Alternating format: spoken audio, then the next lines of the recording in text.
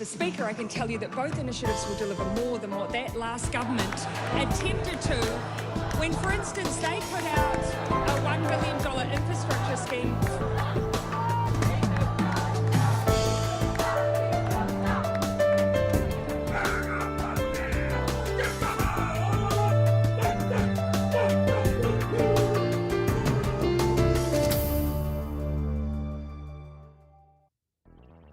Tēnā koutou, I'm Selwyn Manning and welcome to A View from Afar. And today, political scientist Paul Buchanan and I will analyse how the Pacific region has become the epicentre of foreign policy assertions from the region's and the world's powers.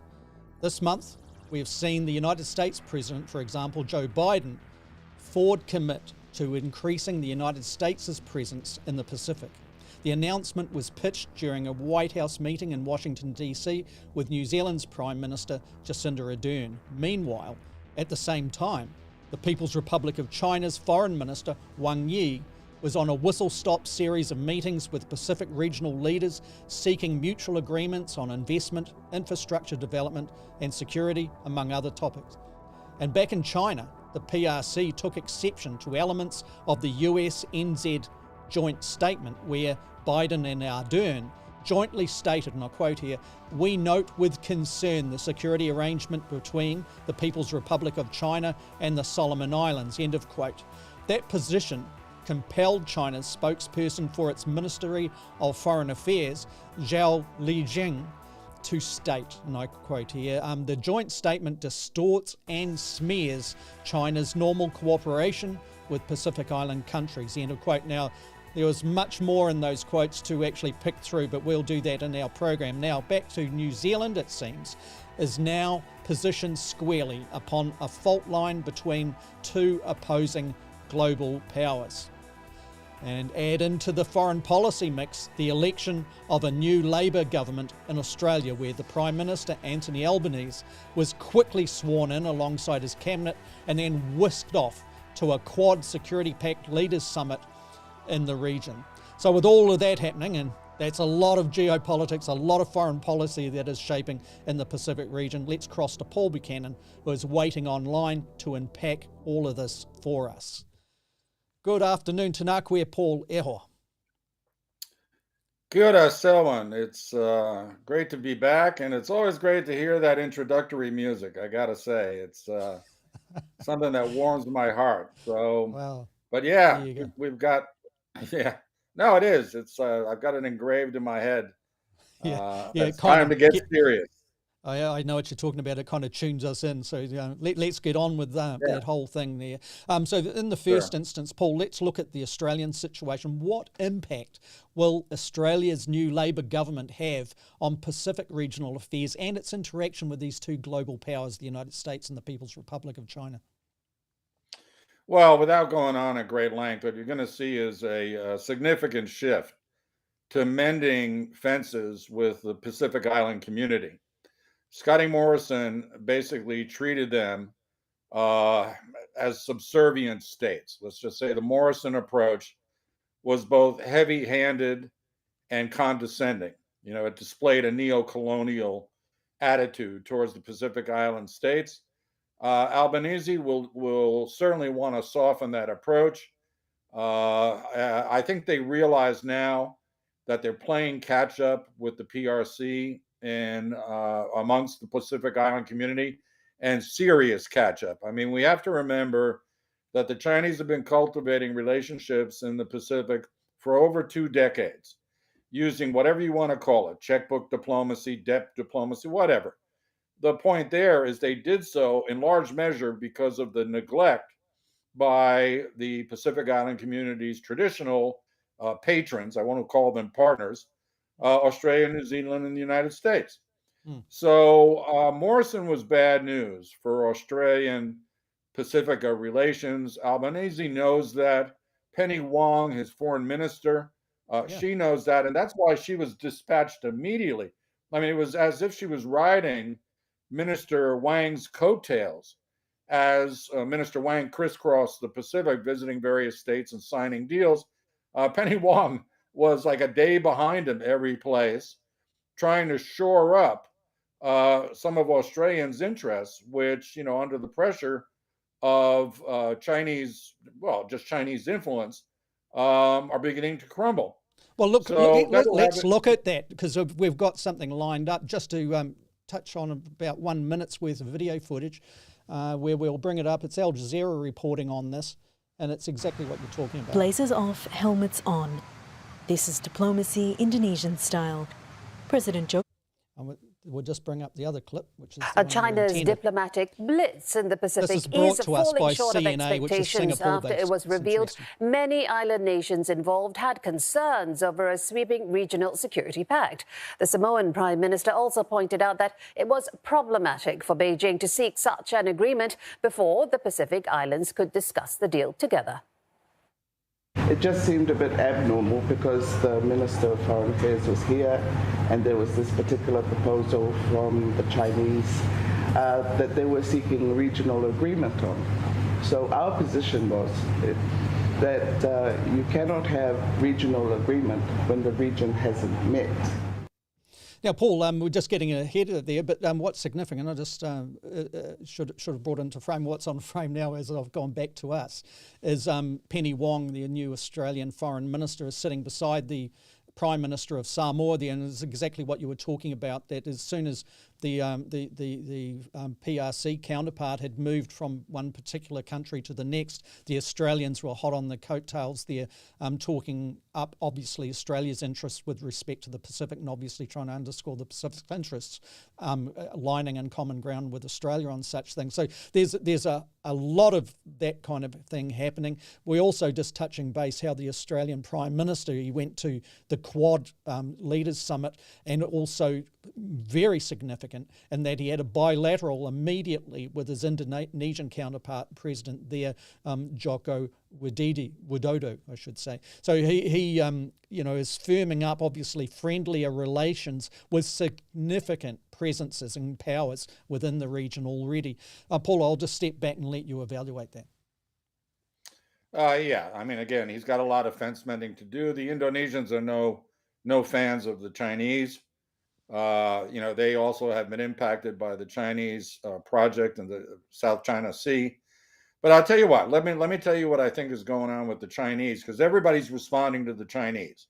The ball is in their court. And this is, again, reflective of the benign neglect of the past 2 decades. The Chinese have the ball in their court. They're the ones doing initiatives. Everybody, Australia, New Zealand, United States, are responding to that. So let me tell you what the game is all about. What we're seeing here is a 2-level game.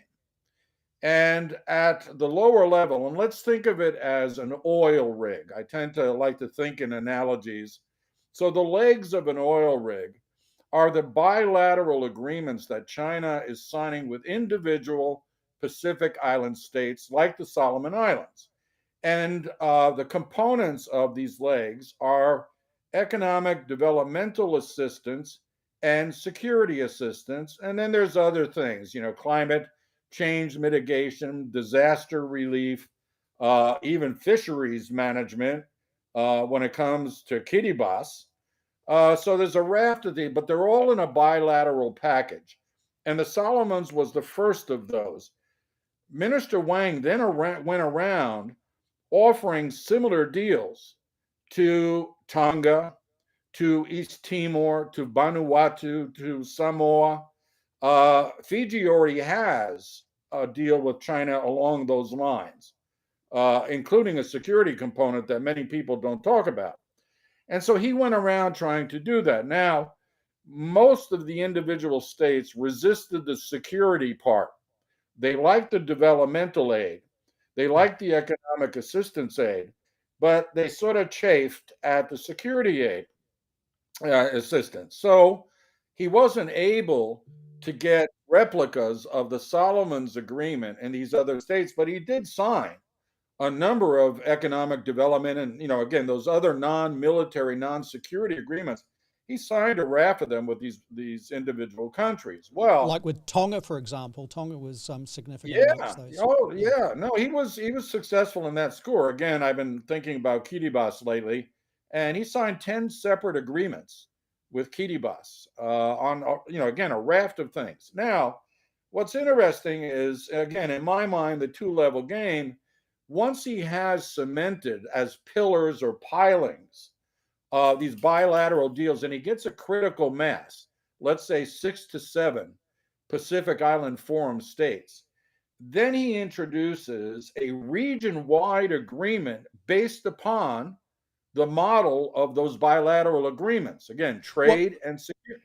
So let's, just on that point, before we go further on it, let's just get a comment from you on it. Remember the Samoan Prime Minister, she's there with the Australian Foreign Minister, and she is saying the Chinese Foreign Minister came down into the region wanting a regional response, but the region hasn't had an opportunity to meet, which will be in July. The Pacific Island Leaders Forum will be in July. So she's saying it's a little bit premature if that's the expectation of what they wanted. Paul, what's your sense of what the region how the region will respond to the Chinese's requests on this?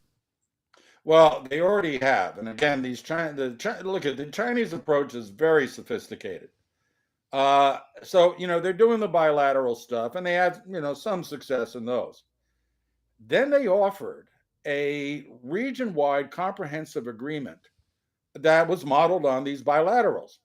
And the Pacific Island Forum countries rejected the region-wide agreement, mainly because of the security clauses in it. Now, that was a first draft. The Chinese knew that it would be rejected because they pulled it out too soon. They pulled it out before the Pacific Island Forum leaders could meet. But you know what? They got feedback. It was an easy way to gauge sentiment around, the South Pacific in particular. Brilliant. And so then they get feedback, and the feedback is, whoa, we're worried about militarization and that sort of thing. Chinese go away, say, fine, we'll table that. We'll just not talk about it. By the end of Wang's visit, when he was in, I believe it was East Timor, they came up with a second draft that stripped a lot of the security clauses out. Because Ramos Horta, he played hardball on this, didn't he, with the Chinese? He did. And so this is just the beginning of the long game. It's trite to say the Chinese play the long game. But, they're getting incredible feedback about what the Pacific Island community will tolerate at this point in time. But they're also softening the Pacific Island community to their overtures through these bilateral deals. Remember, again, these countries are signing deals at a bilateral level, and all the Chinese are proposing down the road is a region-wide agreement based on those bilaterals. So I see this as a very, very smart strategy. And here's where things get interesting for the former Western patrons, because I will now call them former patrons because of the Chinese presence. They're not only playing catch up, but they're using a language that a lot of people in leadership positions in the Pacific Island community are not comfortable with. And what that is the language of military security and military competition. You have to think of it this way, and we'll talk about Prime Minister Ardern's visit and what I thought was some unfortunate phrasing in that joint statement with the U.S. The U.S. views the Western Pacific, and increasingly the Southwestern Pacific, as a zone of great power contestation between its allies, and the People's Republic. The Pacific Island community, and for a long time, New Zealand maintained that it had this position, view the region as an area of peace and neighborly relations, not as a zone of contestation. Now, you can argue that the Chinese have, brought contest into what otherwise should be a cooperative setting. But let's be very clear. The Chinese have no history of imperialism in the South Pacific, unlike these Western patrons. The Chinese have no history of aggressive military maneuvering in the South Pacific, unlike these Western patrons. And so it's a bit neo-colonial and condescending for Western states to say, beware of the Chinese and the gifts that they are bringing, because you get the sense that it has very little to do with the Pacific Island community and all to do with that great power competition. Perhaps if we truly believe in sovereignty and the independence of these Pacific Island states, maybe we should let them cut the deals that they see fit based on their own national interests. And if they learn some hard negative lessons from dealing with the Chinese, well, they're adults. It's up to them. Now, I would imagine that people, for example, in the defense establishments in Australia, New Zealand, and the United States will go, we can't afford to allow them to make mistakes with the Chinese. The Chinese are too dangerous. What I would simply say is then you got to prove it. You got to prove why right now, with this developmental aid and no real military agreements other than in the Solomons, the Chinese pose an existential threat. Yeah. It could be because they play dirty when it comes to putting money into politicians' pockets. But we need the proof of this before we can argue. I say we, the Western patrons, argue collectively that the Chinese are a greater threat than anything the Pacific Island Forum has seen in the past. And one of the things that stands out to me too is all of this has been taking shape in the post-Trump period. Trump, we all know, waged a trade war with the People's Republic of China. Many issues that were raised there obviously should have been raised a long time ago, relating to intellectual property rights, et cetera, that type of thing, and also compliance to the global order with respect to trade. But in the same sense, he went hard after the Chinese. Is it understandable that the Chinese would think to themselves, okay, we can respond on the trade thing, and we well and truly will and can, but we should also start to put emphasis on our diplomatic wings across the Pacific region, Indo-Pacific, firm up our controls of areas where we can there, and certainly talk up our abilities to self-determine our own security needs outside of just the trade areas. Paul, is that a relevant backdrop to what we're seeing in 2022? Well, the Chinese have a global strategy of extending their influence. And as we've talked about many times in the past, they can do no other, okay? They are a great power with ambitions to become a superpower. And so they're doing power projection across the world, first economic and diplomatic, I might say, if we think about multilateral forums like the UN, and then military. They're starting to push their Navy out into the blue waters of the Pacific, away from their territorial seas. And so they're doing what they got to do. But let's be clear. I mean, Trump talked a hard game. But what really cut off ties between the PRC and the United States was the pandemic. He was all talk. I mean, he threw up some tariffs, but when it came to strategic assets, he allowed the trade. I mean, that's the thing about Trump. He's a buffoon. And so he talked a big game, just the way he talked about Kim Jong-un in North Korea. But he didn't do anything effective to change the minds of the North Koreans with regards to their nuclear program or change the minds of the Chinese about anything. All he did was annoy them with his stupid rhetoric. And so, and then the pandemic hit, and that did impact the economic relations. I guess my point boils down to a lack of confidence from the part of the PRC in the United States' political stability. And so therefore, as a global power, it has firmed up its diplomatic wing with respect to its own self-interests in the region and also its security interests as well. That I think is the point. Trump underscored, in my view, in that the instabilities within the political structures of the United States. So while Biden is there and things like that, that's fine. But the PRC is taking its opportunity as an ascending power. If that's I think a paraphrase of where we've been in the past episodes on this, but relevant to what we're seeing now. Yeah, I guess the way to look at it is that China sees the United States as an empire in decline, if not a paper tiger. And Trump was Nero to the United States' Rome. He fiddled while the place burned. Biden here is here in a fireman role, firefighting role. Again, there's a lot to catch up on. The damage that Trump did is I won't say it's immeasurable, but it's tangible, and it is across the globe. We're seeing it right now, by the way, with this ill-fated summit of the Americas in Los Angeles, where leading figures haven't even bothered to show up. I mean, talk about an insult to Biden. But that's because Latin America is increasingly under the sway of the Chinese, economically so, for their trade and what have you. That was all neglected. But turning back to us, the South Pacific, we're a mini version of that. And so the Chinese have moved in because of the collective neglect of Australia, New Zealand, and the United States. They've done it peacefully. Again, if we're going to argue against the Chinese, and I'm no fan of the Chinese, I don't like authoritarian regimes. I do think these guys do play dirty, but they're playing a very sophisticated game. And until now, there's no evidence to suggest that they plan takeovers or coups or any of the sort. They're too smart for that.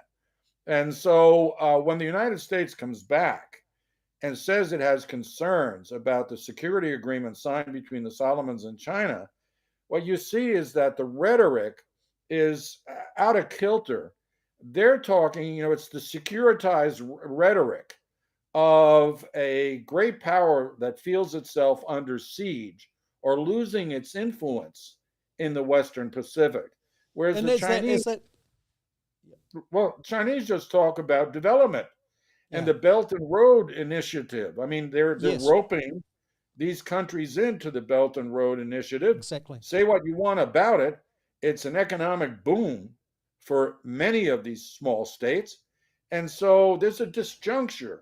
I was just going to tease out there a little bit too. Do you think that the United States is justified in picking up where the Chinese are going from the point of view of sophistications within its own monitoring of what's going on in the blue continent, the Pacific, the wide Pacific? For example, communication is a big deal, isn't it, for global powers in such a wide open expanse. Have the United States got cause to concern themselves with that? Are they losing a foothold of dominance in the communication wars, for example? Absolutely. Absolutely. Let me give you two instances. Again, I mentioned earlier that I've been watching Kiribati, and many, maybe our listeners in the States aren't aware. Kiribati is an extraordinary country. It's a collection of atolls that spans 1,800 miles east to west.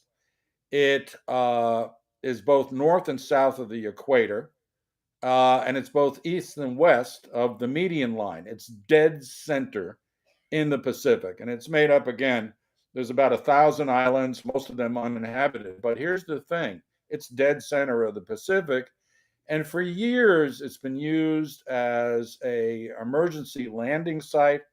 It was a U.S. military base. One of the archipelagos was a U.S. military base in World War II. Pan American Airlines flew planes from Hawaii, stopping in Canton Island and Kiribati on the way to Australia. So strategically, it is hyper important. And guess what? Two of the main underwater cables, fiber optic cables connecting Los Angeles with Sydney via Suva, go through Kiribati, go right through it. And also from the point of view of climate change, Kiribati is right there. For example, it has always been under threat by the rising seas, like many of the atoll-type structured islands in the Pacific-wide region. But Kiribati could very well be the first climate change refugee situation that the world sees. That has been something that has been firming up, and concerns at the United Nations level on how legally that is approached. So there's all sorts of things there. What Kiribati needs is obviously adaptation, infrastructure, all the things that China, for example, is offering. But there is also what you're talking about here, the strategy, the significance of its position in the wide blue continent. Yeah, I was trying to set the stage. Okay, so we've got, you're talking about communications. So I thought, okay, I'll talk about these undersea cables. Yep. Why? Because the Chinese are setting up signals intercept stations in Kiribati and near the terminus where it comes out in Tawara, but also in the Marshall Islands and Nauru. Okay, they're going for it. Okay, they're going for it. But how about this? Just to explain how neglect works. For many years, Kiribati has had what was known as the what is it? Anyway, it has a large marine reserve in one of the atolls, 408,000 square kilometers of pristine protected ocean reserve. Last year, the government of Kiribati, under the sway of the Chinese, who they just recognized in 2019, leaving aside Taiwan, bringing the Chinese in, and under the influence of Chinese diplomacy, they have decided to open that marine reserve, a World Heritage Site reserve, to commercial fishing. And the commercial fishing fleets that are going to be given first order are Chinese. They're particularly tuna fishing fleets. So that's an environmental disaster. It also shows you the influence of the Chinese in the space of 3 years to get Kiribati to, reverse the protected status of this marine reserve that's been protected for 30 years. And so where have been the United States? Well, nowhere there. And I'll give you one final one, since you mentioned global warming and rising sea levels. The West has done nothing other than offer desalination plants, small-scale desalination plants, because Kiribati is known for its droughts. It has no fresh water to speak of. Who has arrived in Kiribati to talk about island building projects? Not the United States, not the Australians, not New Zealanders, the Chinese. And they've got and if you look some experience in developing ocean-borne man-made islands. Well, exactly. Now, to the credit of the Kiribatis, they've also asked the UAE to come in and have a look at island building. But the UAE does those, fantastic hotel island things. Palm Island. Yeah, exactly. The Chinese are a lot more pragmatic. But they're going to 2 states that have experience with island building and asking for help because they're not getting help from anyone else. That's a missed opportunity for the traditional Western patrons. And let's just say the opportunity has been fundamentally missed, terminally missed. There's no recovery. The Chinese are now front and center in any island building project. And if you start thinking about island building projects that the Chinese have undertaken, there's a security issue there. Let's just leave it at that. So what I would say is I happen to think, demonstrating my Western bias, that the Chinese are not a benign actor. I believe they're a malign actor. I believe that they're not working in the long-term interests of the Pacific Island states, but that's my prejudice based upon things I've seen and read and whatnot. But from the perspective... So I can put a counter to that, from the point of view of the Pacific Islands. You've identified there that the Chinese are coming up with solutions to some of the issues of survival, the challenges of survival, as sovereign states and as communities and as a peoples. The United States, like we know, is hardly been a benign influence on the world going back decades, particularly the 20th century. We saw horrendous issues that have developed from that. You mentioned South America before. So on the point of view of, who's a good guy and who's a bad guy, bias appears to being able to be stripped out of it, and an acknowledgement that when there are global powers at play, there are no good guys and bad guys, that there's self-interest that is writing the documents of which smaller states are expected to sign. So just on that point, Paul, unless there's another point you want to pick up, has New Zealand been drawn in to the United States' security trap in a way of losing its independence, being drawn in diplomatically to responding in joint statements with the United States from the White House that are contrary to New Zealand's independent position in the Pacific. And remember that it is located firmly smack square on top of a geopolitical fault line between two opposing global powers now. Paul, but just bring that in for you, if you so wish to pick that up or explain a bit more. Yeah. Good. No, it was well put and good segue. All I would say on the China thing is that if you look at the island building projects in the South China Sea, there you see malign intent, because they were never supposed to be militarized. They're now encroaching on other people's territory. They're using their fishing fleet as a battering ram to intimidate, the various fisheries of the Malaysians, Vietnamese, and whatnot. But again, I'm just exhibiting my bias, and certainly the Pacific Island states are mature enough in their leadership to determine what's in their best interest. Now, New Zealand, the good segue to New Zealand. New Zealand has professed to respect independence, sovereignty, and that sort of thing. And clearly, the more important visit in the last 2 weeks was that of Minister Wang to the 8 or 9 Pacific Island states that he went and visited, and all those agreements. The lesser visit was Prime Minister Ardern's visit to the United States on a trade mission. That only impacted New Zealand and the United States, although she got roped into these larger discussions, which I'm about to address. So she goes because she wants to resume trade, basically ignore the fact that the pandemic has changed global economic relationship forever, and go back to the status quo ante, seeking a bilateral free trade agreement with the United States that she's not going to get anytime soon. But she went to Silicon Valley. She did well. She's really good at these things. While she's there, there's a mass murder at a school in the United States. So she goes to Harvard to give a commencement address. This is very common in the States. I think a lot of New Zealanders don't understand that every university in the United States in May and early June has a commencement speaker who's given an honorary doctorate.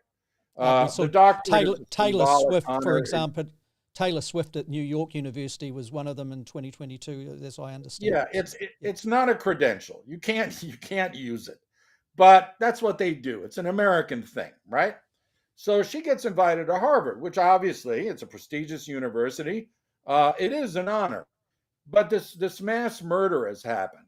So her speech, which had been written before she arrived in the States, was about extremism on social media. You see, she knows that the Christchurch call is in serious trouble. The social media platforms are not adhering to what was requested of them. It interferes with their bottom lines. And so she was trying to revive, I would say, the Christchurch call by pointing out that radicalization increasingly occurs online via social media. And she didn't mention it specifically, but I'll mention it here for listeners who may not be aware of this. Gaming. Violent interactive games are major recruiting sites, particularly for white supremacists, but not exclusively. So she goes to Harvard to talk about this, and that was fine. But she also connected to other issues relating to the erosion of fact and fiction. The presentation in social media circles of so-called fact, but at best is opinion-based, and at worst much maligned misinformation. So she connected those kind of points, building on the Christchurch call specific relating to the streaming of violent intent. So, it was an interesting thing. I thought in many respects she was doing very well in getting both of those things up there and speaking to both those points, because the common problem is, everyone's problem is in the social media algorithm areas. Yeah, and she talked about disinformation. Again, that was the speech that was prepared in Wellington, and she carried around until she got to Harvard. However, she got roped into discussing guns. She had no intention of standing up in Harvard Yard and talking about gun legislation, okay? None at all. But because there had been yet another mass murder in the United States, immediately she was being questioned about New Zealand's approach to guns, to military-style guns. And so she talked a bit about it, but it was a bit ironic because she was being feted and lionized in the States for New Zealand's approach to gun control. And in the meantime, here in Auckland, we're having a gun war between gangs. Gangs that in many cases, they're members have come over from Australia. Again, another sore point with the Morrison government, where they sent their New Zealand-born criminals back to New Zealand, even though these guys had never lived here. They went to Australia as kids. So, you know, it was for us sitting in New Zealand, her talking about guns, when we've got a rising issue about guns, it's confined to the gangs for the most part right now. It was a bit ironic, but, you know, I'm cool with that. But then the White House visit occurs. And the White House visit, you know, she had COVID. They had to postpone it and what have you. But the New Zealand media are like little boys trying to impress their big brother and his mates. You know, they're like, she's going to get a meeting with Biden. She's going to get a meeting with Biden. Oh, we're so freaked out by that. And so she's just getting pressured. Meet Biden. Meanwhile, no one's really paying attention to the so-called trade mission, right? I mean, she brought a slew of New Zealand executives. Anyway, forget trade. She's going to get a meeting with Biden. Oh my God, she's going to sit there. So she does. But here's the trouble. When you have a meeting with POTUS, there's always going to be a joint declaration. The joint declaration, this is how it works, because I've been part of these declarations in the past. The joint declaration is written by the host country. So in the case that we're talking about, the State Department, the visiting country then does an editorial review. And unless there's something insanely wrong, they're not going to put a red pen through the original statement. Again, this is diplomacy. So they'll go through it, they'll suggest some word changes, but they're not going to change the substance. And after the leaders meet and they shake hands and there's all that la-da-la, then they issue the joint statement.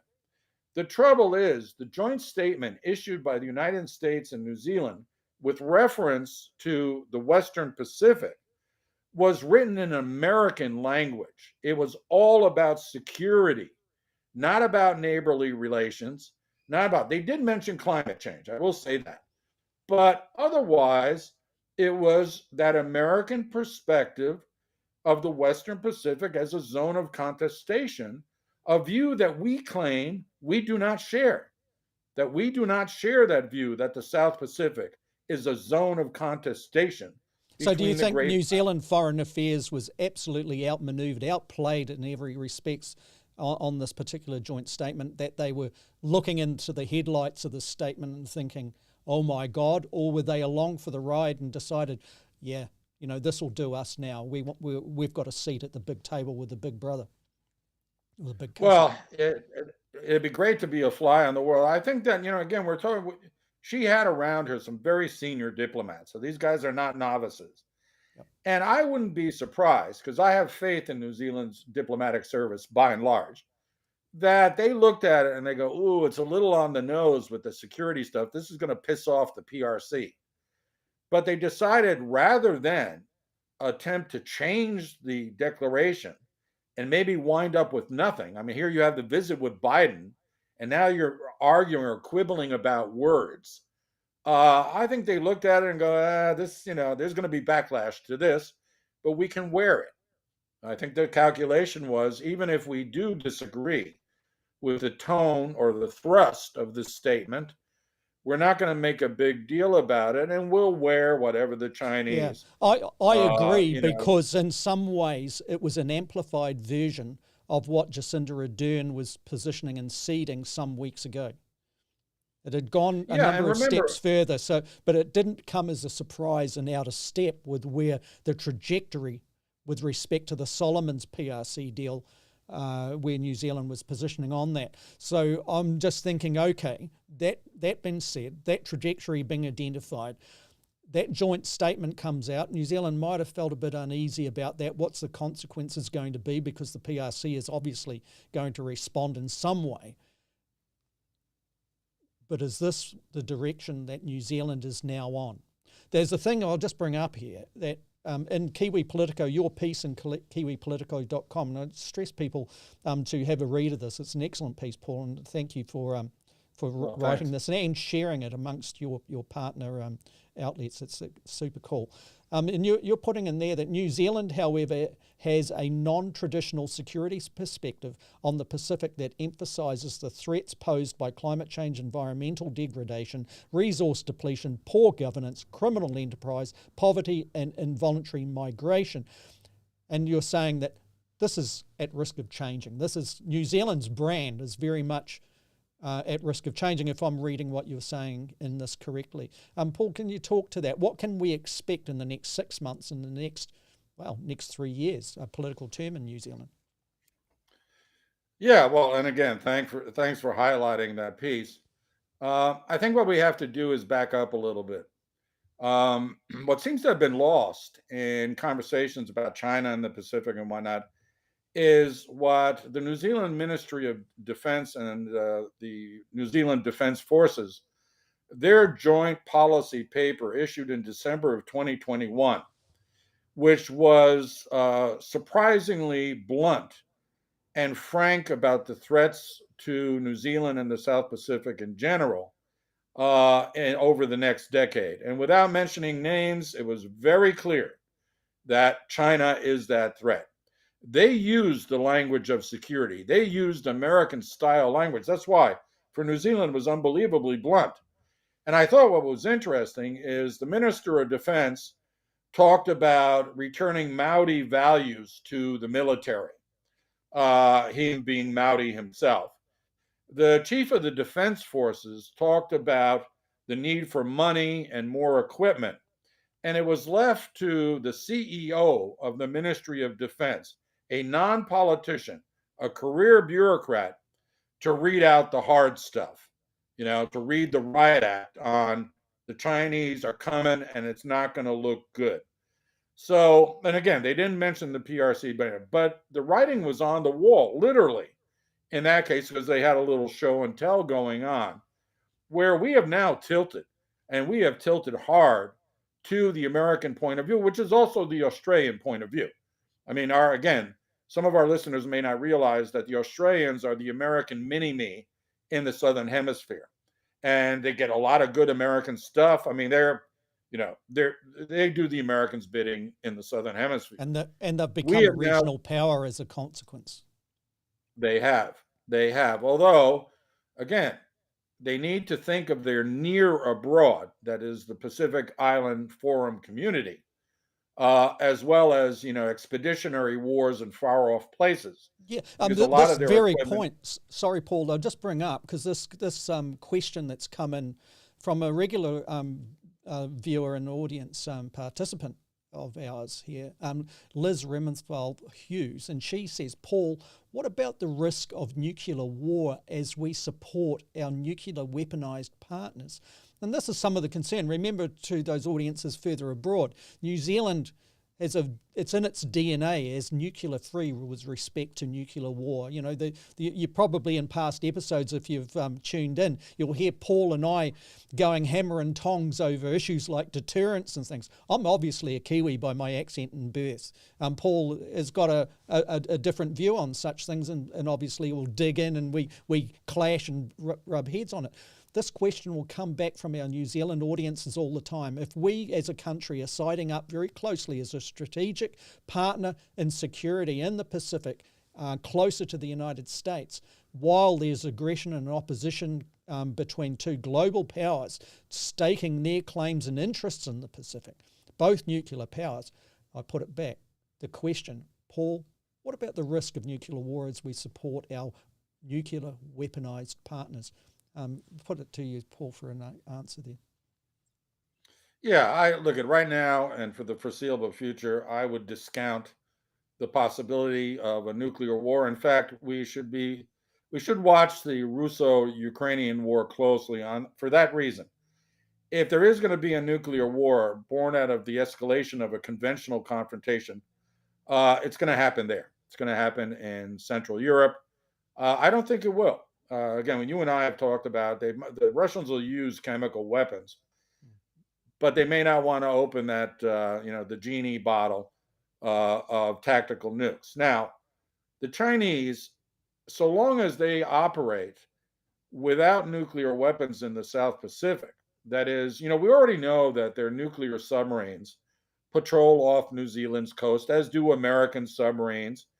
The Australians are now going to acquire nuclear-propelled submarines. So long as it's the propulsion packages and not the weapons that they are carrying, any confrontation at sea or in the region in general is going to be conventional in nature, again, because of the escalatory threat posed by bringing nuclear, tactical nukes into the equation. Now, there are many weapon systems, let's say depth charges, that are nuclear in nature. There are cruise missiles that can have nuclear tips on them.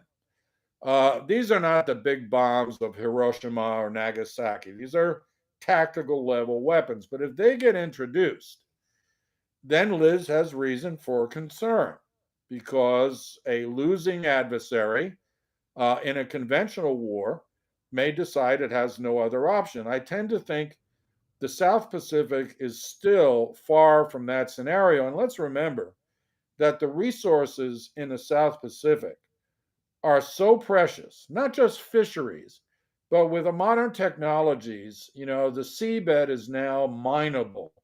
You can extract minerals from the coastal waters of very island state. I mean, it will be boom times if the development aid being offered to them comes to fruition. I don't think anyone wants to kill the goose that laid the golden egg, to use a trite phrase. So I'm not as concerned about nuclear war breaking out in the southwestern Pacific as I am in mainland Europe, to be sure, or in the South China Sea. I think Taiwan. Taiwan's a place where it's real. The escalatory potential of a Chinese invasion of Taiwan is credible, and it's imminent. Yeah. And so that would be the area that I'd say is the most prone, if not, again, the Ukrainians and the Russians. But I think we're okay for the time being. I guess the proof of this will be what the Chinese decide to do in terms of bringing military assets into the South Pacific. I mean, these port visits, like the agreement that the Solomons allows, they're commonplace. I see no threat in them, to be honest with you. And the foreign ministry of the People's Republic of China, if you take its trajectory of its own rhetoric, is saying it's got no interest in military bases in the Pacific. So I'm just quoting here that position that it has taken.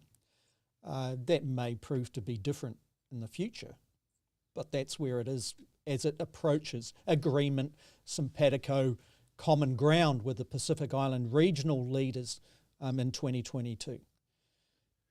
Yeah, if we just stand back, is New Zealand, I'm getting back to this thing with New Zealand because of two reasons. One, we mentioned at the front end of this program that there's been a change of government in Australia, I should say, a Labour-led government. Remember that New Zealand Prime Minister Jacinda Ardern is the leader of the New Zealand Labour Party. So we've got, I think, we can see already in evidence a change in foreign policy, foreign positioning that Australia is doing that is more in keeping with the way New Zealand would feel comfortable with compared to where Australia has been in the past 3 years.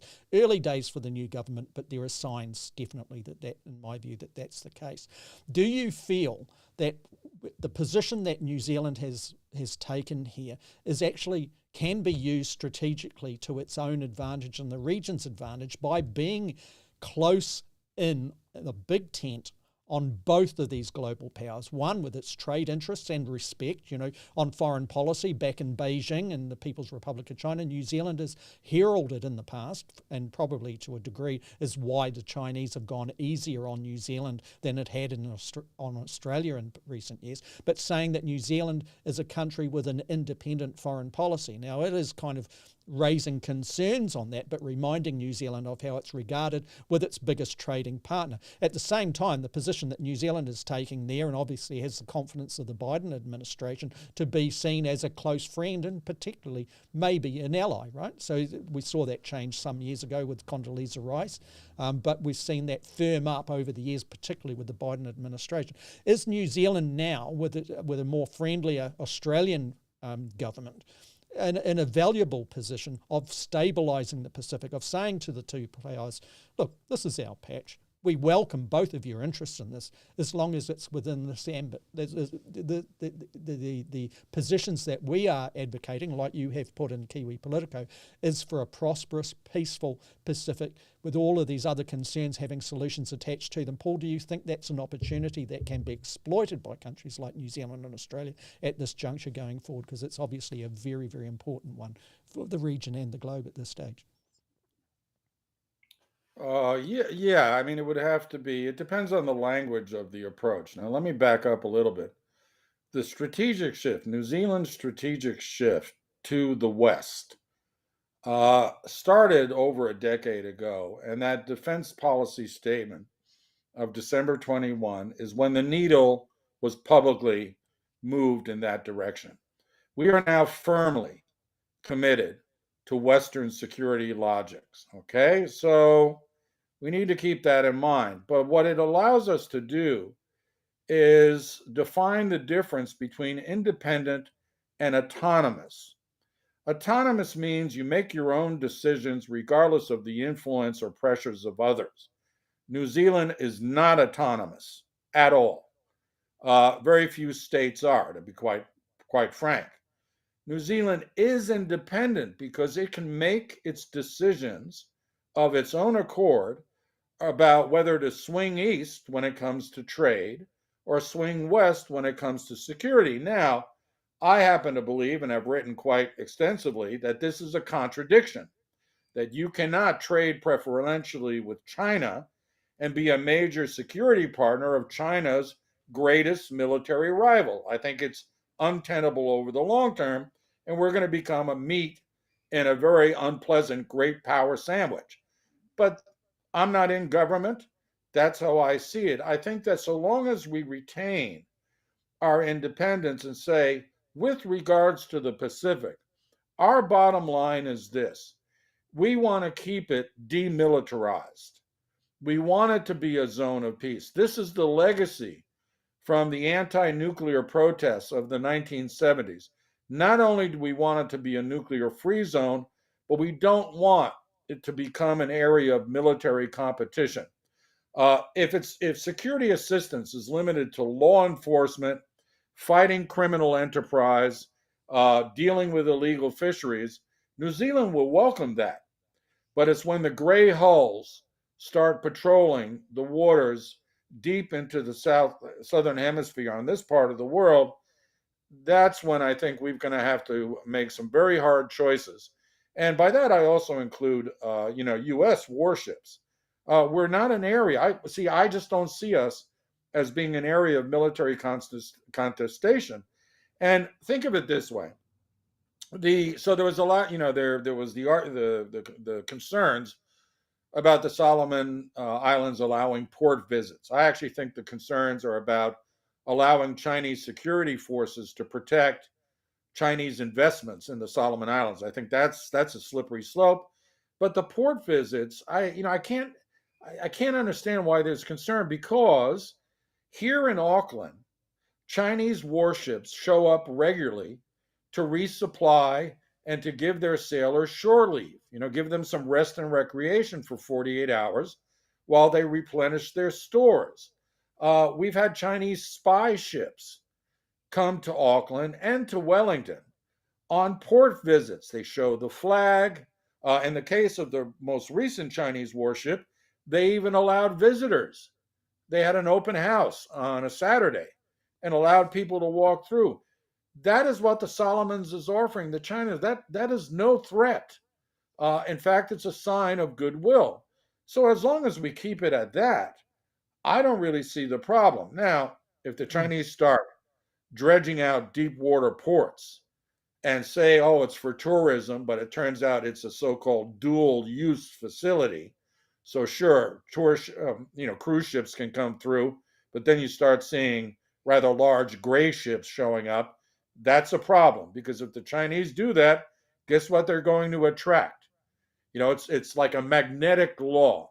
If the Chinese start basing in the South Pacific, the Americans are going to show up. This is something that, once again, Liz Hughes has brought up, and I'll just read it here for those that are listening and not viewing.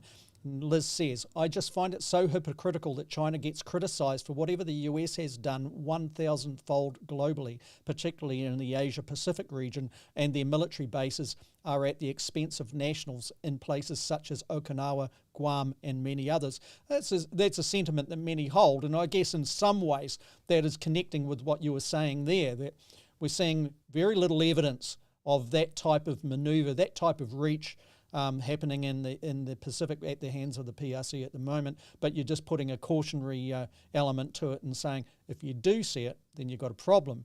And I suppose what I would add is that's why the decision-making relating to how these bilateral agreements are rationalised and approached is vital at this time with any power, irrespective of who it is. Paul, let's just wrap up. And I'll put a very wide open question so that you can do so here. Where to now for the Pacific Island states and China? Do you see it being a fork in the road where it can go two ways? Or are we seeing the opportunity as opposed to a degradation on the way of life in the Pacific region? Well, it'll be interesting to see what happens in July in the Pacific Island Forum Leaders Meeting. This is what I would say, given that, I now have become a student of small state diplomacy.